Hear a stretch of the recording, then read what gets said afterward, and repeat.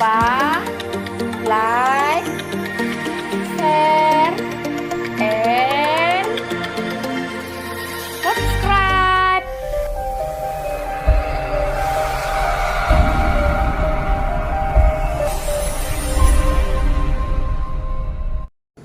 Assalamualaikum warahmatullahi wabarakatuh. Perkenalkan, nama saya Evrieni Agustina. Tempat tanggal lahir Pundi 25 Agustus 1996. Saya merupakan peserta Latsar CPNS Angkatan 5 Kelompok 1 Kabupaten Bangka Barat tahun 2021. Pada kesempatan ini, perkenankan saya berbagi cerita mengenai sikap perilaku bela negara. Apakah teman-teman semua siap mendengarkan? Oke, jika siap mendengarkan, kita saksikan cerita kegiatan sehari-hari sikap perilaku bela negara saya. Let's go! Saya bukanlah seorang tentara hebat berbadan kekar yang mampu melawan penjajah serta terorisme dengan bersenjata. Tetapi saya hanyalah seorang tenaga medis berprofesi sebagai perawat sejati yang ditakdirkan Tuhan untuk selalu tetap kuat menghadapi tantangan yang menghadang. Era pandemi COVID-19 menuntut kami harus berdiri tegak, tahan banting, memusnahkan musuh tidak kasat mata. Bayangkan betapa konyolnya kami membuang waktu luang berperang melawan makhluk tak berwujud. Jangankan waktu liburan bersama keluarga, bahkan istirahat tidur kami pun sangat terganggu. Namun itu adalah resiko dalam pekerjaan yang harus selalu kami syukuri. Bukan mengharapkan pujian, apalagi penghargaan. Saya hanya mampu bermohon kepada semua masyarakat di seluruh Indonesia agar terus mendoakan kami supaya berhasil memberikan pelayanan terbaik bagi kesehatan semua, serta mampu memutuskan mata rantai penyebaran COVID-19 di dunia. Teman-teman yang kusayangi, ini secuil cerita sikap perilaku bela negara yang dapat saya sajikan.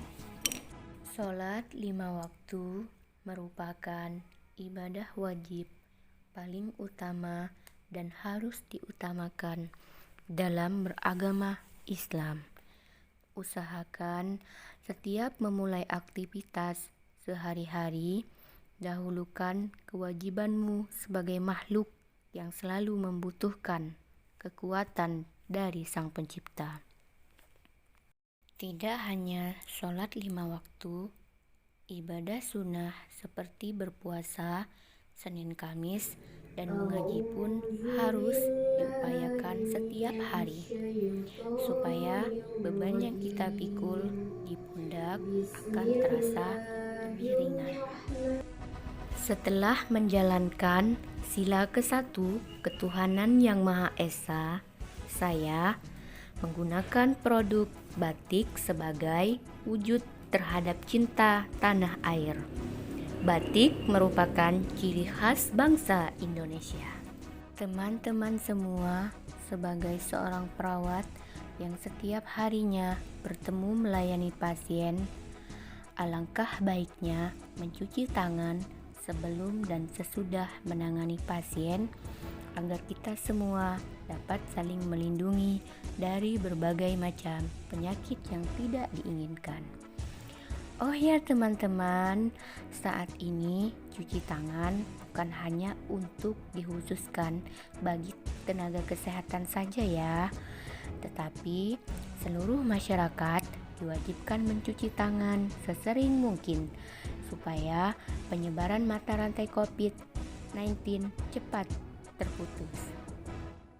Menggunakan alat pelindung diri seperti handscoon dan masker termasuk salah satu cara kita melindungi diri dari berbagai macam virus mematikan. Teman-teman, kalau keluar rumah jangan lupa pakai masker ya. Kasihan loh sama pernapasannya. Nanti bagaimana kalau ada COVID-19 masuk ke tenggorokanmu? Pasti sesak kan? Oksigen mahal teman, jadi sayangi dirimu dan orang lain ya. Memberikan edukasi kepada pasien mengenai kesehatannya sangat penting sekali dilakukan. Tujuannya supaya perkembangan kesehatan pasien semakin hari semakin bagus. Karena pengetahuan bukan hanya diperoleh di bangku perkuliahan saja, melainkan di mana, siapa dan kapanpun kita tetap bisa mendapatkan informasi penting terkait kesehatan. Memfasilitasi vaksinasi bagi seluruh masyarakat yang terpapar COVID-19. Teman-teman, pemerintah Indonesia sudah berbagai macam upaya yang dilakukannya untuk memutuskan mata rantai penyebaran COVID-19. Di antaranya, memberikan vaksinasi gratis alias tanpa bayar. Sayang banget kan kalau harus mubazir. Kami tenaga kesehatan hanya memfasilitasi, bukan memaksa, apalagi mengancam. Merawat pasien dengan penuh cinta kasih adalah tugas utama kami sebagai perawat. Untuk itu, sebisa mungkin kami memberikan pelayanan paripurna buat kalian semua. Tapi ingat teman, kalian juga harus menjaga kesehatan ya dengan menerapkan protokol kesehatan. Tindakan pertama yang akan dilakukan terhadap pasien terpapar COVID-19 adalah dengan melakukan tracking, agar diketahui siapa saja yang kontak langsung dengan pasien positif COVID-19. Hal ini diharapkan dapat membantu meminimalisirkan penyebaran secara cepat dan tepat waktu. Melakukan kunjungan ke rumah pasien positif yang melakukan isolasi mandiri di rumah, yang diberikan pengawasan selama masa isolasi tidak hanya pasien yang berada di wisma karantina, tetapi pasien isolasi mandiri di rumah pun juga harus dilakukan pemantauan minimal dalam 3 hari sekali.